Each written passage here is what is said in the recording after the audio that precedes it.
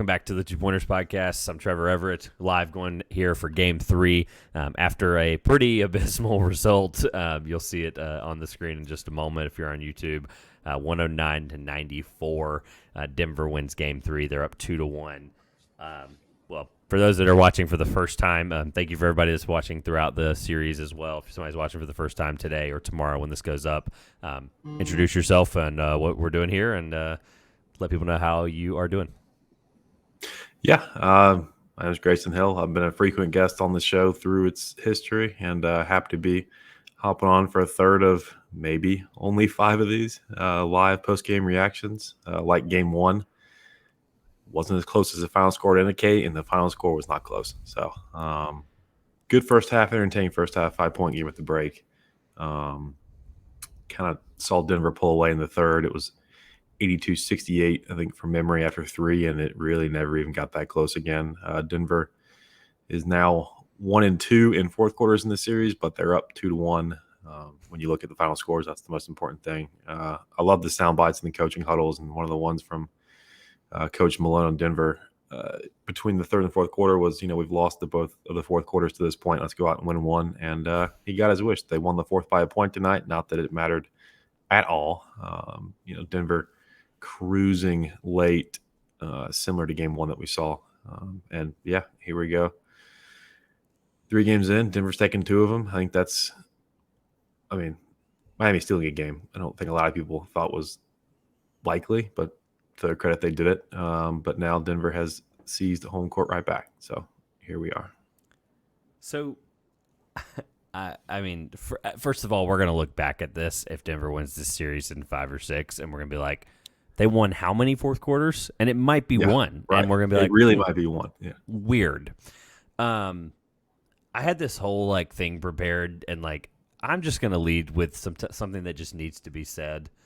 And again, for 2 games in a row now, I mentioned to you before we started that, all these first half notes that really didn't matter because the second half was irrelevant. Do not care what the final score says.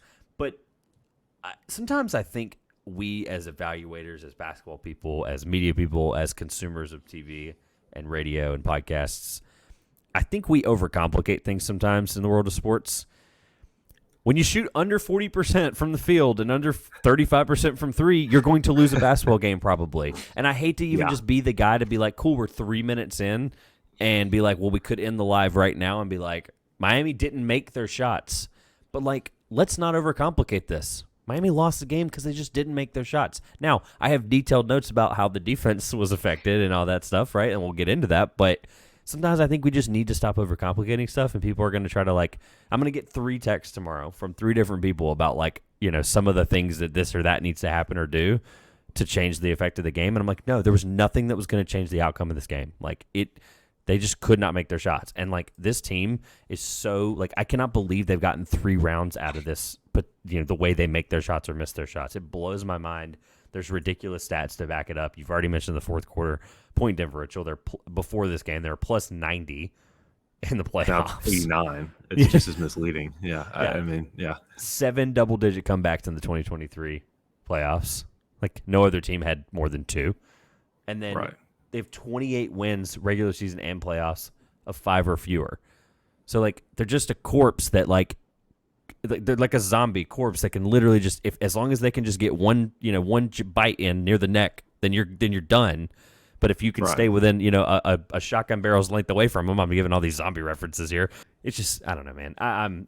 This team frustrates me beyond belief, and I'm not saying I'm rooting for Denver, but I'm rooting for Denver, and it's just, this is stupid, and I'm not shocked at this series might end in 5.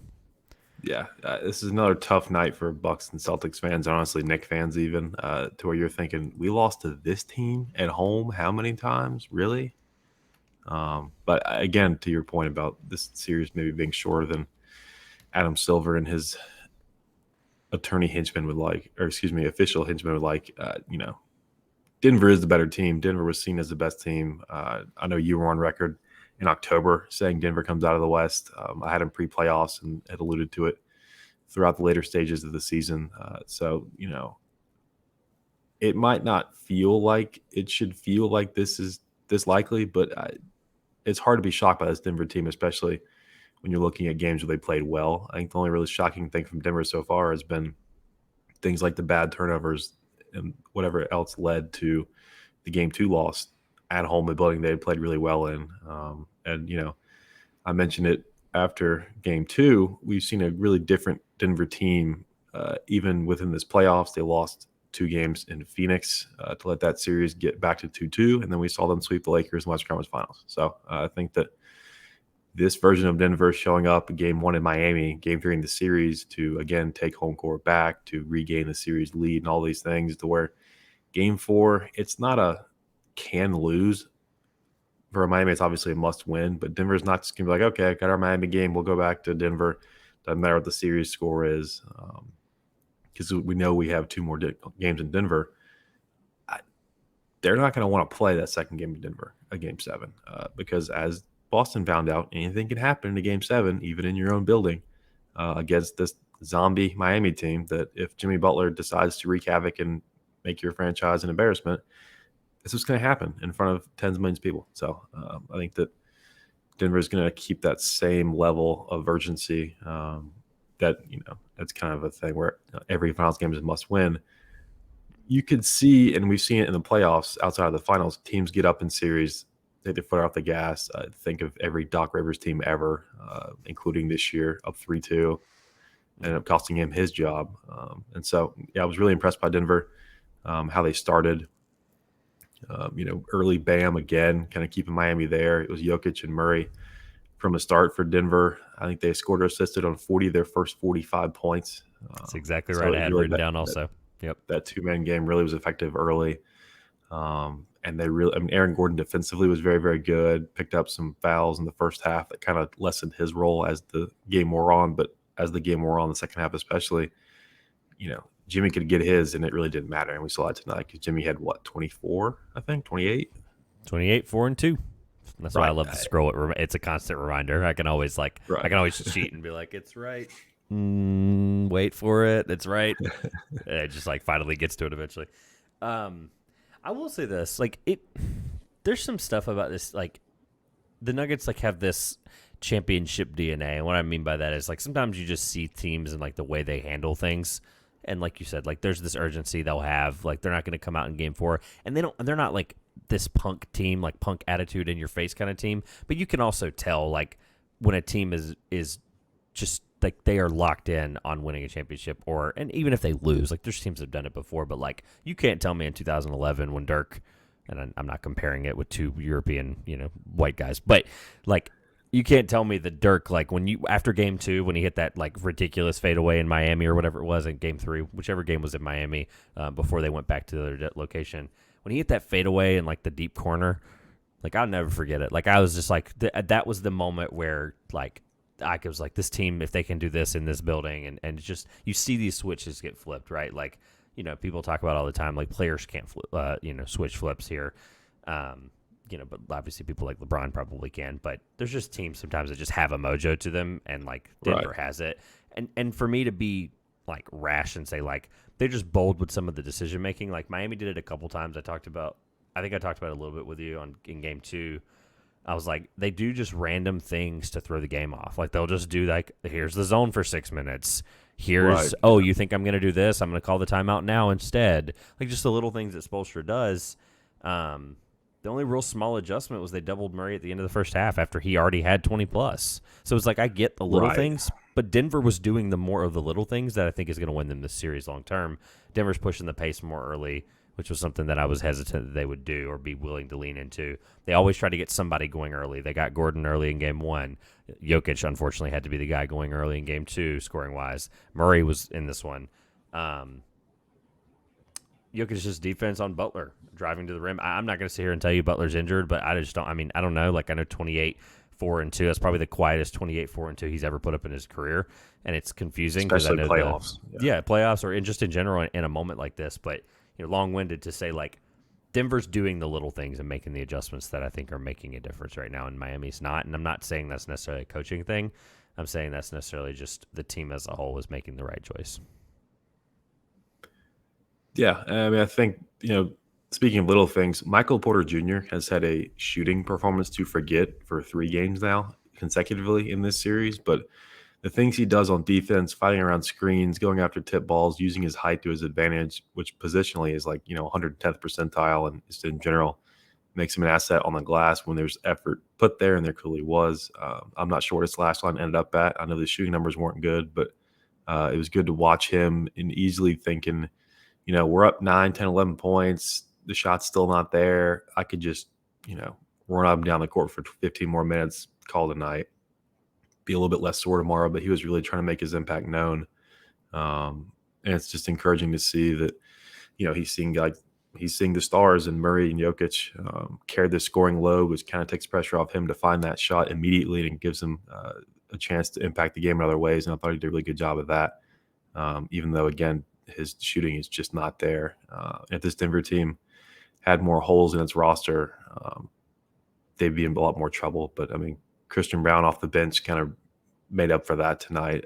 They usually do it by committee. Bruce Brown had 15 in one of the first two games, I believe, the win in game one. And so they're getting production in all the right spots, which is ironically kind of what got Miami here as far as bench scoring in bunches and, one guy kind of being the bench guy scoring wise and impacting the game in other ways. Like they said, Brown had 3 steals in game 2, even in a loss. That's really encouraging to see, especially from a rookie. I think it's great to see this Denver team as a whole. You would never guess it's their first NBA Finals as a franchise, just how poised they've been and the way they go about these games, bouncing back from a home loss, really, really encouraging tonight. And then obviously heaping more praise on the coaching. Christian Brown is ready for the stage.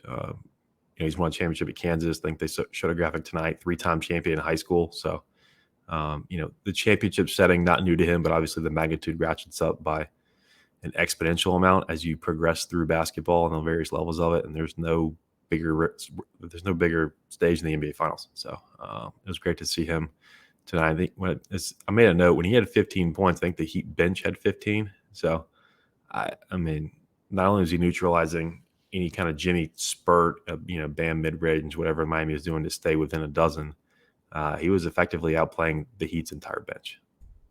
Yeah, and a testament to Christian Brown and the whole bench because, when you're able to neutralize Jimmy Butler, whether that's your star defender, say it's, some team's best defender like a Kawhi Leonard and able to, a star type player. But, if Christian Brown, Bruce Brown are going to be the guys that are, preventing these Jimmy Butler type of play. And I say preventing, I want people to take this out of context. 28-4-2 is not something not to write home about. But, it was the least bit impactful tonight because of how their offense couldn't get going. The best thing that the Heat offense could get was that Bam mid-range, right? It's either a DHO or a mid-range. Right. And, they were stifling everything that they could. And I think it speaks back to Denver. And I don't want Heat fans to attack me, but, I'm more impressed with everything I saw from Denver tonight, which is why I'm talking about them the most, right? They're switching on everything. They literally switched everything in the first half, and it's a testament to why the score ended up being what it was. Or again, I don't want the 109-94 to be misleading, but this game wasn't close, and Denver was really controlling all of those little efforts like we talked about with the bench and some of the adjustment stuff. I think Gordon getting out in transition, you mentioned his defense earlier. I do think that the rebound and push in transition is going to make Jokic not have to do that. And I've had people text me and be like, and I trust their opinion, but it's hey, the thing they need to do is have Jokic run the floor on transition on a rebound. And I'm that's just not, I just wholeheartedly disagree. He needs to be a passer in the post. He doesn't need to be Magic Johnson, even though I alluded to that play in game 2 where he literally was Magic Johnson. He grabbed a rebound, ran it, got bumped on the offside, and then made the layup, right? But he needs to be a guy that they're actively facilitating through in the half court, and that's what he did. He had 20 rebounds and 10 assists tonight. He was in the right places, right time. 32 points just speaks to the volume of the butt kicking. I'm trying to figure out the best way to land that plane softly, but I think they just all around they just beat the crap out of them. And sometimes, again, back to the simple comment, people are going to be like, well, Miami didn't make their shots, and I said that, and I live with that. But Denver's defense is the reason they didn't make the shots tonight. That was a big, big eye-opening thing for me. Yeah, and when you don't make your shots, the only thing that can really save you is getting those shots back, offensive glass, winning in the paint. Yep. 60-34 Denver points in the paint, 58-33 on the glass, 13-9 Nuggets on the offensive boards. So that's a recipe to lose by 15 at home. And the stage is really irrelevant when you kind of put those numbers up and you look at they shot 37% in addition to all those startling statistics. So, like we said, it was not this close. It was 14 points after three. It got up in the low 20s. Little Miami run with empty chairs looking on, and it's good to see the team like you not give up on the stage, and that's a testament to Spo and the Heat culture and everything like that. But when Udonis Haslem is playing NBA Finals minutes, your night has not gone well. And he's been there 20 years. He's a legend. I'm glad to see him on the court. It's a good story. But again, you would like to see him coaching from the bench rather than playing. And he's deserved the shot he got to go out and get some minutes in for what he brings this team off the court.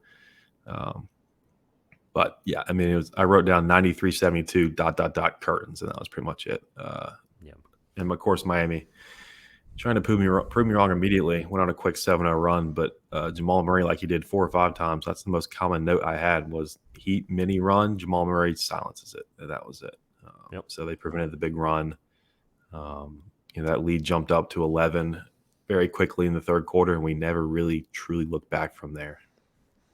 Yeah, the Murray thing is interesting. It speaks to just the kind of player he's been consistently. I know that I alluded to the injury and some of the stuff being forgotten, right? And that this is just, I'm glad he's doing it on the biggest stage against Butler. Honestly, at this point, I don't think it's odd take. I think he's outplaying Butler, even with the game 2 I'd agree. Sore spot. And that had to have mattered coming into this series, and it clearly is now. We wouldn't be, a post-game podcast if we weren't previewing at least game 4, kind of talking about what could change. And the way I wanted to spur the conversation that I thought was interesting, and I'm not shocked by this, but I'm more so like, I think it's an adjustment. This is, I guess, my answer, and we'll go with it, but and see what we think. But Miami played more zone in the entire playoffs than any other team, all other teams combined, right?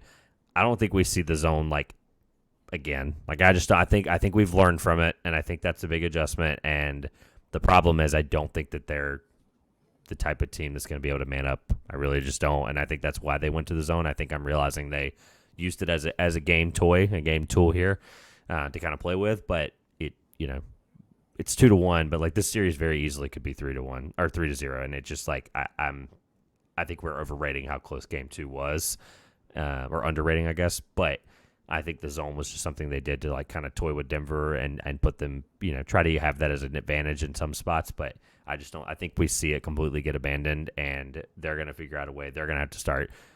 I know you mentioned the Michael Porter Jr. minutes, but like they're getting production to make up for that. And like Michael Porter Jr. has a good game the rest of this series. The series is over. Like, I mean, it's just going to be one of those things that swings the entire rest of the series. Right, yeah, and you can go back and forth on is Michael Porter or Aaron Gordon the third guy. I would lean Michael Porter, and if you bring up his stats against his averages, what he tends to do, you've lost 2 or 3 of those games. Like it could be much, much worse. It could be 3-0 like you mentioned. So I just think, yeah, and as far as looking ahead to game 4, at what point, if you're Miami, do you just say, you've got 6 fouls, go use 4 of them in 2 minutes? I mean, they've got to do something. The zone you mentioned, when Jokic can stand in the middle of the zone and he's towering over everybody except for, Cody Zeller, I think you've got problems. Kevin Love tried his best. We saw what that looked like. Just not going to do it. And Jokic is too good a passer. When he gets in a crease in that zone, he's turning, looking for guys, and you've got 3 guys looking up, staring at him. With the way Denver shoots outside of Michael Porter Jr., unfortunately, you're going to have a lot of problems. Murray was very, very active in the paint. I wouldn't be surprised if most of his, I believe, 32 were in the paint tonight. He just got everything he wanted, and that was really from the opening tip-off. They asserted dominance in the paint, and they really never gave it back, and that's indicative of how vast these stats are as far as the glass and paint scoring and all these different things.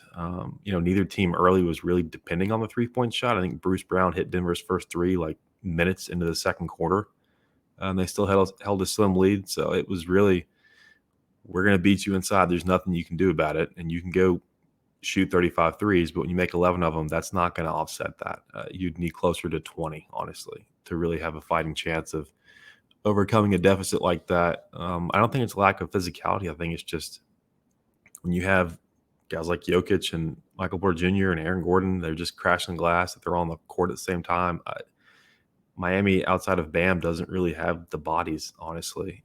And Bam can only do so much. I think he's played very, very well, and it's going to get lost in how lopsided this series may be. But I think for Miami to really put all the rebounding responsibility on essentially one guy, I think Bam had like 17 rebounds tonight, which no one's going to remember.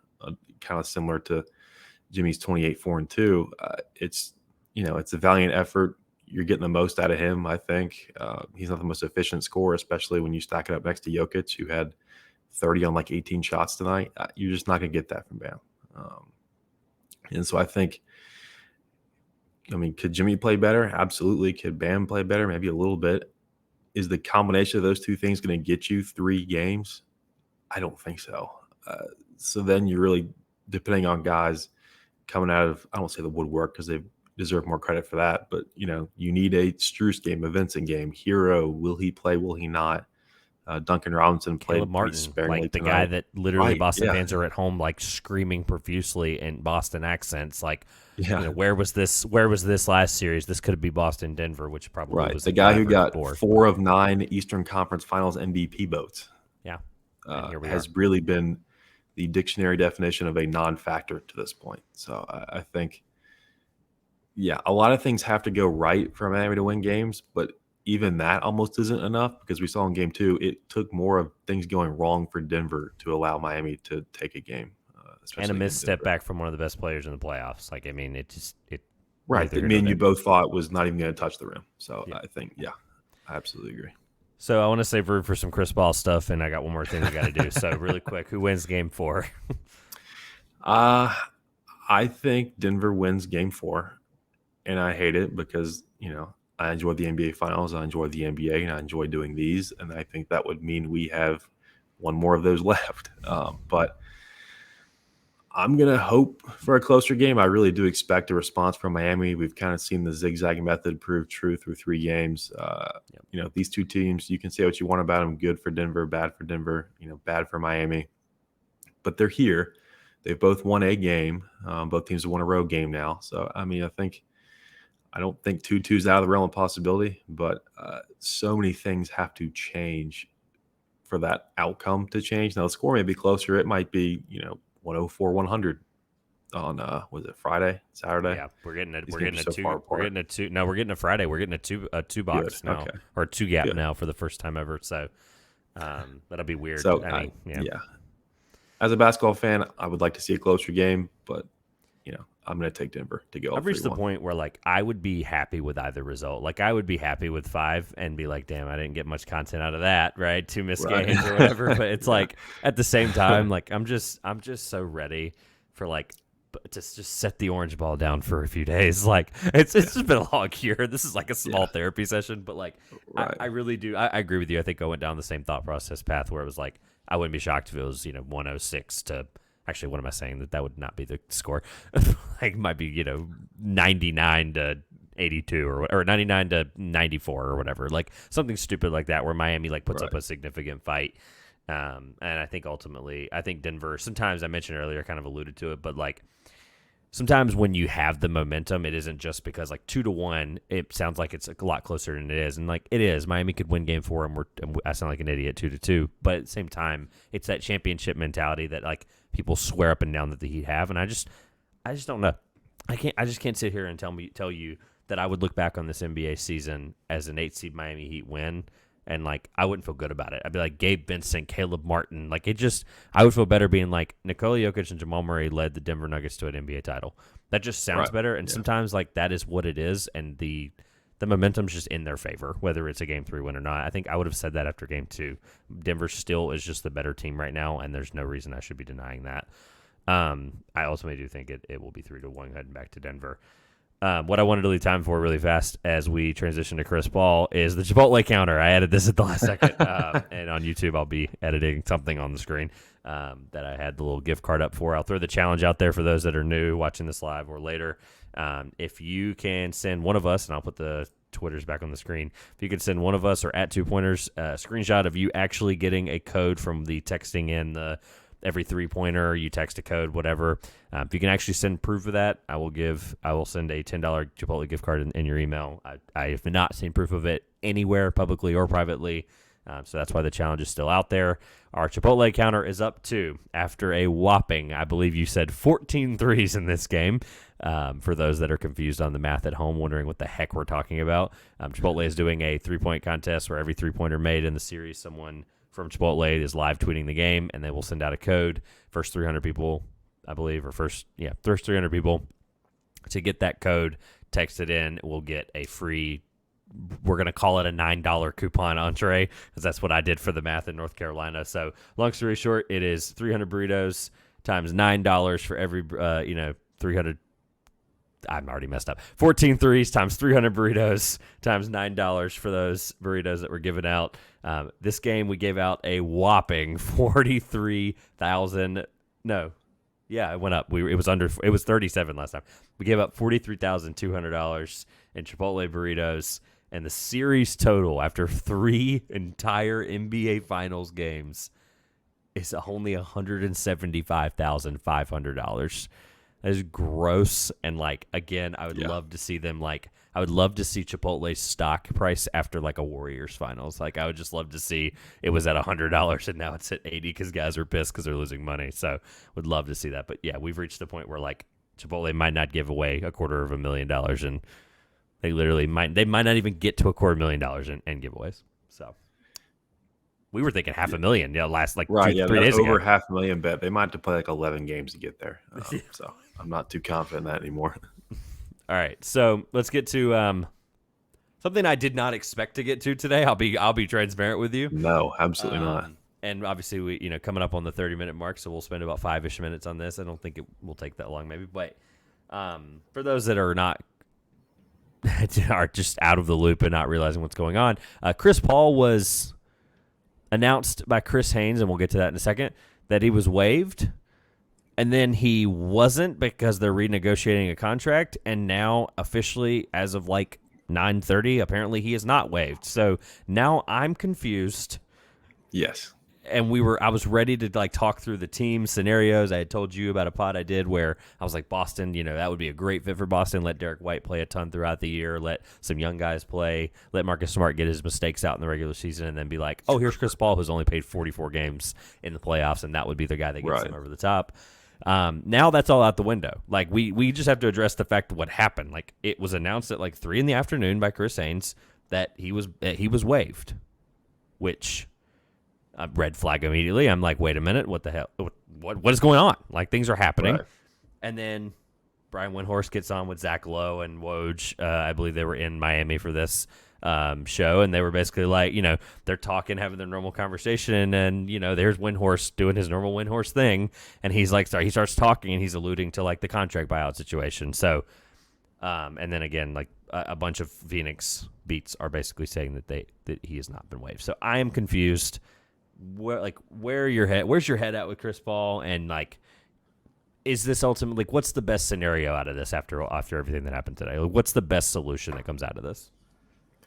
I mean, if you're the Suns, I don't think eating $13 million plus in dead cap is the solution. So as unpredictable as Bat Ishbia has been in his brief tenure as owner of the Suns, I think that there are far better ways to facilitate a Chris Paul exit than, again, just paying a guy $13 million against your cap sheet, which does not look fantastic at the moment. And they have things to address on that roster, as a lot of their depth is now residing in Brooklyn.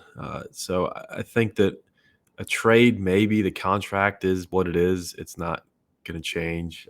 They could waive him, re-sign him, an avenue that I guess I would prefer for Chris Paul. I think he's meant to be in Phoenix right now. I think Kevin Durant wants him back, which may have spurred whatever you want to call it today, to where they maybe told Kevin, hey, we're thinking about going this route. All of a sudden, Kevin Durant learns from Chris Haynes, they're going this route. And then something may have happened behind the scenes. I don't think we'll ever really get the whole story about that. It's just that murky, even with people as in touch as Chris Haynes and Woj and Shams and people like that. Sometimes they get scoops that are legitimate, but situations can change in a matter of minutes. And I guess in this case, all afternoon today.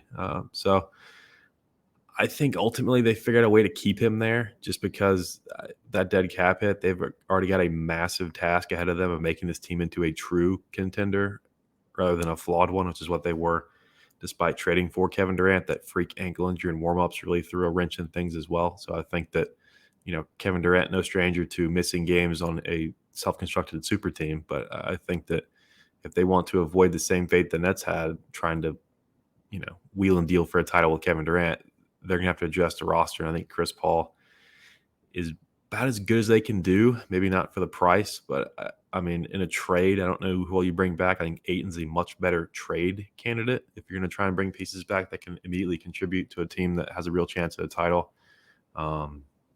The team they faced a couple times, Dallas, they're going to implode. They have Kyrie Irving in the team, so you can kind of cross them off. Whether or not, I think, he stays, I don't think anybody knows. I don't think Kyrie even knows at this point. But, yeah, so I think for both the Suns and Chris, I think the best avenue forward is for him to remain a Sun. Now, if he's waived and re-signed, maybe you do some cap gymnastics, things like that. Wave and stretch, you're just kicking the can down the road. From experience, the Thunder are now no longer paying Kyle Singler. That's how long these things can drag on for. So I think it's in their best interest to have Chris Paul on the cap sheet and on the floor. I would like to see Chris Paul win a championship in my lifetime. I think his best chance to do that is in Phoenix. So, yeah, I think right now I do think he does remain in Phoenix. So that this show does not age poorly within 48 hours or longer. Here's the myriad of emotions or emotions. What am I saying? I'm not a Chris Paul fan. I mean, I am. I'm not a Chris Paul super fan, and I'm not a Suns fan. So there was no emotions here. It was just more of NBA drama reaction. But here's the myriad of thought processes I went through in a span of 8 hours. I went from, oh my God, Chris Paul just got bought out. What the blank is going on? To there's got to be within an hour to let's say 5 o'clock, right? There's got to be a draft night trade coming. This is it. This is where we see a change. We see a draft night trade, yada, yada, yada, right? Like we see some kind of move there's an ulterior motive here with Ayton. And I don't know how much I lost you there for a second, but I was basically like, there's a draft night trade. I was like, oh my God, like within 2 hours, I'm like, that's it. Like there's a draft night trade coming. There's an ulterior motive for this. And then I was like, you mentioned earlier the Ayton contract. I was like, wait a minute. I'm like, that contract's just as gross, if not worse or grosser. So I was like, okay, that's not working out. And then I went to a point where I was like, okay, well, if it is a buyout, let's just assume it is. Then I'm like thinking through all the possibilities. And then for a sliver of 30 minutes, I was like, wait a minute, like, is David Stern about to roll over in his grave because Chris Paul is going to sign a minimum contract to play with LeBron in Los Angeles? Yeah, probably. That was all in a span of like 4.5 hours. And then to fast forward to like right in the middle of the finals, basically, where we're like, hey, by the way, it might not be true. Right. Excuse me? You're telling me that 3 completely plugged in insiders have no like recollection that this might not be true? Which is extremely rare. Yeah. Something's off here. And I'm just, again, so it doesn't age poorly. I agree with you. I think ultimately this might have just been something that came out by accident, maybe. I don't even want to say that because it sounds stupid in today's NBA and today's media landscape. But, I should not have been going through these I should not be having purple and gold flashbacks with Chris Paul in the middle of June.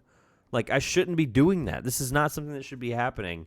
And there's a myriad of possibilities, and people were starting to put out pieces about D'Angelo Russell and Chris Paul would work so well together because D'Lo could do this in the regular season, and I'm like, I'm good. I think it's honestly, I think I'd be just as happy if he won it in Phoenix because ultimately that was where he was. They built the team around him. It was very clear that was the guy that helped get them over the edge from Devin Booker, having that ultimate, finals run there. But Chris Paul was a huge reason for it, if not the biggest reason. So I don't know. I think it's just a whirlwind of 12 hours, and someone's getting old yellered. A source is getting taken out behind something. Chris Haynes, I don't think he'll trust anybody ever again. I just don't. And supposedly him and Chris and him and a couple other guys are pretty tight. So I'm just confused. That was really long, but I'm confused, and and I'm annoyed because same thing with the Jaws stuff. Why now? I was about to say, we've had 2 of these 3 NBA Finals games upstaged by massive I Three guess Ja technically wasn't because of out of the clouds. Kyrie. If you count Kyrie's crap with the That's right. LeBron Yeah. thing, I guess that's Honestly, three. yeah. That wasn't technically during That a might be game, a I guess. manufactured talking point situation. But yeah, no, honestly, we've had some It's point ridiculous. guard rumor mills white hot as we enter into Yeah. the night of NBA Finals game. So that's like the silver media machine. Who knows? I don't know. But it gives us a good, extra thing to talk about on these. So I'm grateful for it, at least from that perspective. Although thankfully we I avoided guess. Kyrie last time. So Yeah, I didn't want to bring it up. I just more no, so I don't like blame you. addressing the fact that it did happen since people are watching this live and they'll be watching it later. Like, wait a minute, you didn't talk about LeBron and Kyrie? Yeah.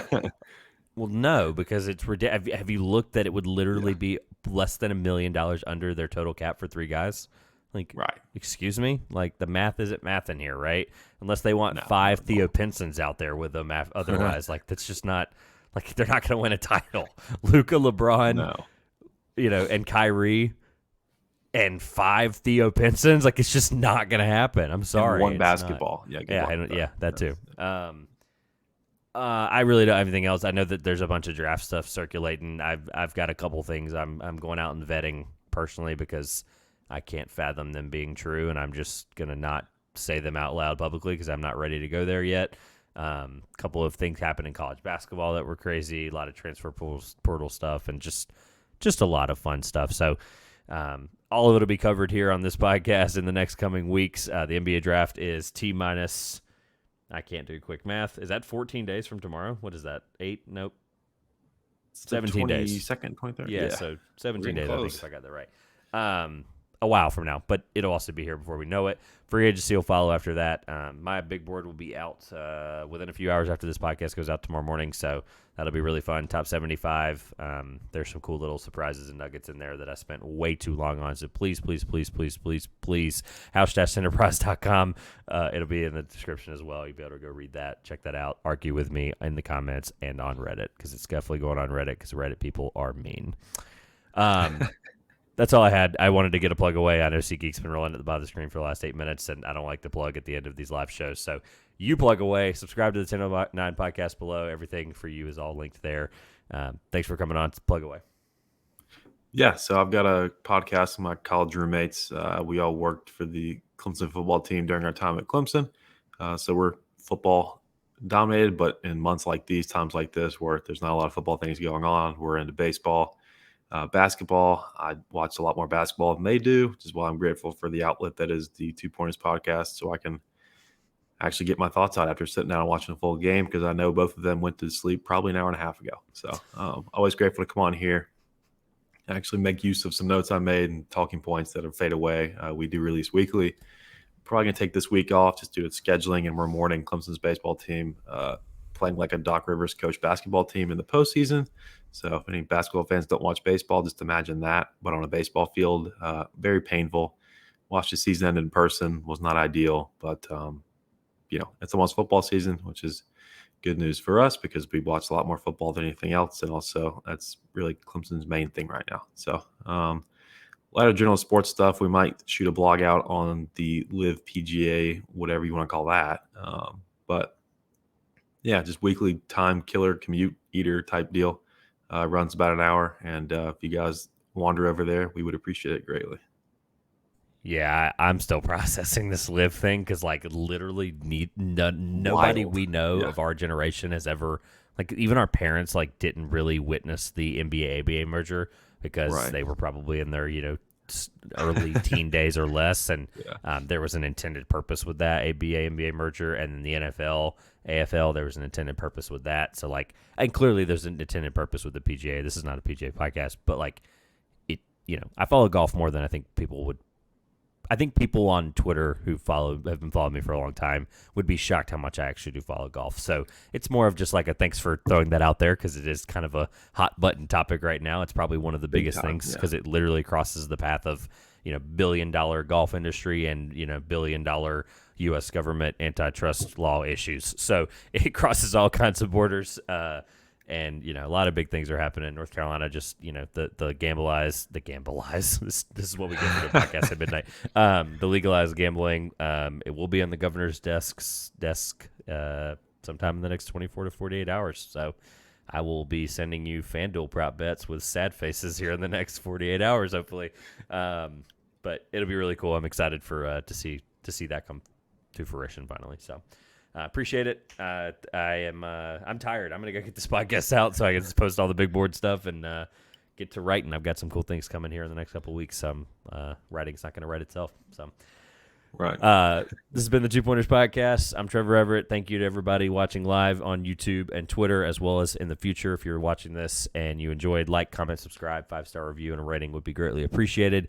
Follow 2-Pointers. Everything is on the screen or in the link in the description below for both of us. On behalf of Grayson, this has been the 2-Pointers Podcast. I'm Trevor Everett, and I'm exhausted.